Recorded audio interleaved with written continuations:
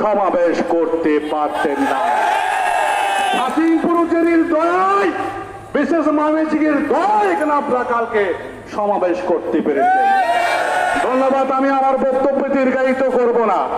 আমার সম্মুখে যারা আছো, সুন্দর একটা আমরা মিটিং করেছি। মিছিল বক্তব্য শেষ না হওয়া পর্যন্ত এখানেই তোমরা বসে পড়ো। রাস্তা পরিষ্কার করে দাও।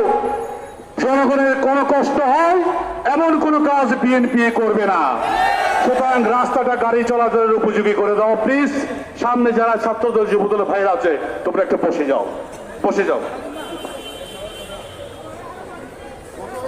আমাদের উপজাতি বিষয়ক সম্পাদক মিসেস মামাই সিং আপনাদের প্রতি কৃতজ্ঞতা জানিয়েছে।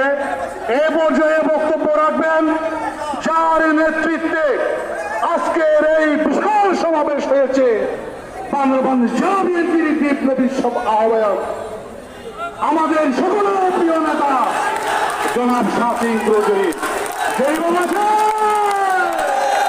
জয় বাবা, জয়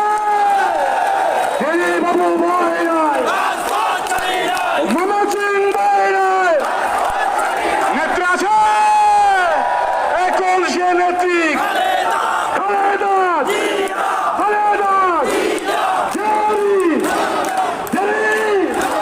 মামা সিং। ধন্যবাদ সকল।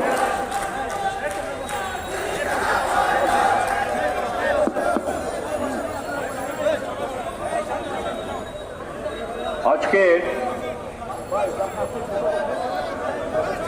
এই মিছিল এবং প্রতিবাদ অনুষ্ঠানে মূল প্রতিপাদ্য বিষয় হচ্ছে আমাদের বাংলাদেশ জাতীয়তাবাদী দলের বর্তমানে এক কথায় মুখপাত্র বলা যায় আমাদের Salahuddin Ahmed standing committee member, যাকে নিয়ে গতকালকে এনসিপি যারা অত্যন্ত বেশি অনাকাঙ্ক্ষিত এবং অপ্রত্যাশিত, অনভিপ্রেত এবং কুরুচিপূর্ণ বক্তব্য যেটা কক্সবাজার দিয়েছে, তার এই প্রতিবেদনে দক্ষিণাঞ্চলে উতাল পাতাল ছিল এবং তারই রেস ধরে গতকালকে বান্দরবানেও সেই পরিস্থিতি ছিল।